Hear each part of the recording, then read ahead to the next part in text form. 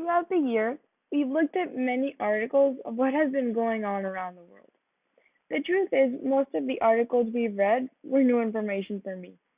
However, there were only a couple of them that really hooked me in. Some of them were beyond strange, while others showed how cruel humans could be.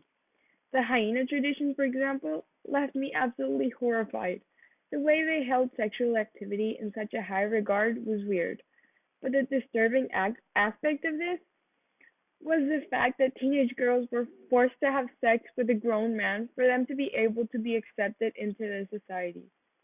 For me, that's a form of rape since these girls were pressured into that and they were 13-year-olds. They don't really have an option to not have sex with a guy. Yeah.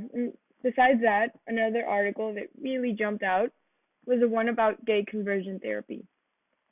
What impressed me the most about that article was the in-depth description that the article gave about what gay conversion therapy actually entailed, and the fact that it still continues on even now. I knew about gay conversion therapy, but I did not know that homosexuals suffered so much.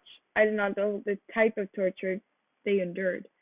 Then there's the fact, another article, that the United States, in order to save money, started expediting convicts' death row sentences so they could finish off their supply of lethal injections before they expired. That's just too much. I mean, like, you can't just decide to end a person's life earlier because your machinery for that is about to expire. That's just, well, I mean, they are convicts, but still, it just impressed me the level that people are willing to go to just save money. And there's one article that has really been nagging at me ever since we read it, and it's the one about capital punishment. As a politics final project, we had to create our own government, and in the process of writing down my government's laws, I stumbled across the question, death penalty or no death penalty? And I just couldn't decide. I couldn't write down anything that could have actually been used as a law or as a guideline. I can't imagine what real governments have to go through or all the things they have to consider in order to establish these laws.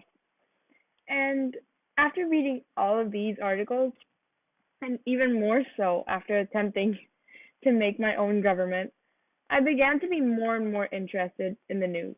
Every day, and this may not be much, I read the magazine that Snapchat has in their story. Daily Mail, CNN, they're both kind of similar. National Geographic, Mashable, and BuzzFeed. Mashable has more like technology information, like all the new technologies that came out just now and they're in plans of coming out. And BuzzFeed is just like a mix of everything.